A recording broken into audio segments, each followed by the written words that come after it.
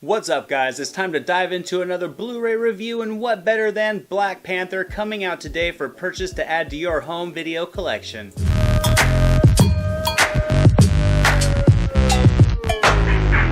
Black Panther captured the world and blew past expectations. It's sitting at number 3 on the domestic earnings list. It's at number 9 on the worldwide list, and rightfully so, as it turned out to be a great film with excellent performances, stunning visuals, and endless waves of cultural relevance. I think this film was able to separate itself from the traditional feel and MCU formula, and in my opinion, it's one of the better solo comic book movies. It created a villain with a purpose that you can understand despite disagreeing with his actions, and it really created a strong moral dilemma that was both intriguing and thought-provoking. I'm going to leave a link to my full Black Panther review down in the description box. I'm going to put it in the end screen as well for you guys to check out. So for now, let's dive into this Blu-ray release and look at all the bonus content provided with this multi-screen edition. Marvel is usually pretty consistent in delivering a wealth of features with their home entertainment releases, and this movie was no different. We get 4 featurettes, the first called Crowning of a New King. This segment really dives in and explores the character arc of Black Panther in this film, and it really explores more of the turmoil inside the character as he's coming off of losing his father in Civil War and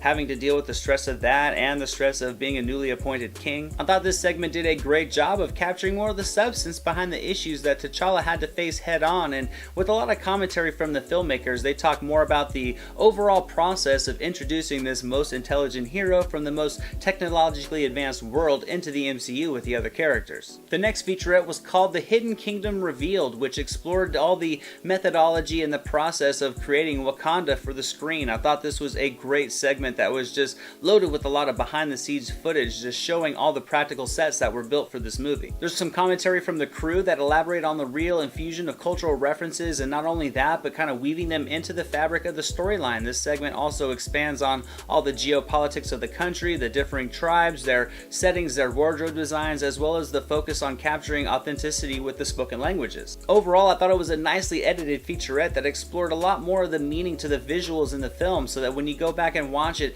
so many more things are going to stick out to you, and I think that's always a great time, much like the next featurette was, called The Warriors Within, which really focuses on the female leads and their importance to this project. This segment was loaded with a lot of footage capturing some awesome moments from the female heroes in this movie. It was edited with commentary from the performers, and I think it was a really solid in-depth look at the characters and their roles in Wakanda's existence, its current protection, and how females really are the backbone of Wakanda. It did a good job of exploring who these characters were, why they were so important to their societies, and it dove much deeper into their relationship dynamics with T'Challa, as well as their roles in helping Black Panther protect the country, which leads us into the final featurette called Wakanda Revealed, exploring the technology. Now, there was a lot of technology on display in this film, and this featurette really dove into the backdrop behind the weapons used in this movie and how the vibranium was the power source for all of Wakanda. Filmmakers in this featurette talk about how they adapted a lot of Kirby's original concepts and tried to pull them into the 21st century while still holding true to some of the original source material and tone. It also explored more of the emphasis behind Shuri creating weapons and trying to pull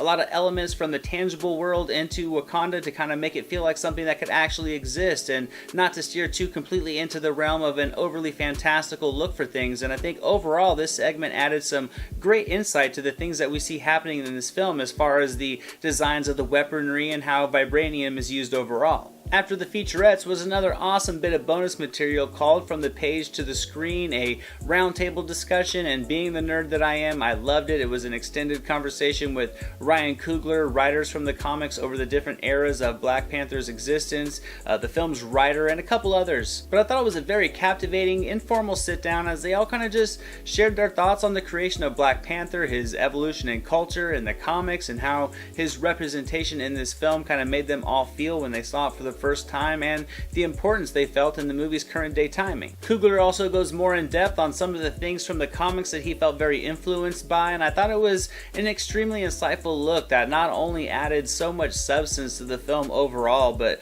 also provided so much more meaning and depth behind the character and his impact on the comics and culture. Also included with this release was a nostalgic vignette called Marvel Studios' The First 10 Years Connecting the Universe, which was a fun look back at the decade-long run of films and their emphasis on wanting each film to kind of stand on their own legs but still have some strong connectivity between them. Feige speaks a little bit about the connecting of all the mythologies with a nice seamless flow and using the Infinity Stones as the connective tissue, so to speak, that continually play into a much bigger story. I thought this segment was so well edited with a lot of great moments from past films, and it was really a fun trip down memory lane to just see some iconic moments from all of our heroes in the MCU. We also get a gag reel with this one that was actually a good time. It was more traditional blooper style cuts that actually had me laughing a few times. It was short, but the material that was there will land some chuckles as the performers kind of bumble lines, drop props, and showcase their kind of natural chemistry that they have with one another. Now let's get into the deleted scenes that are always very intriguing to me. We get 4 of them with this release.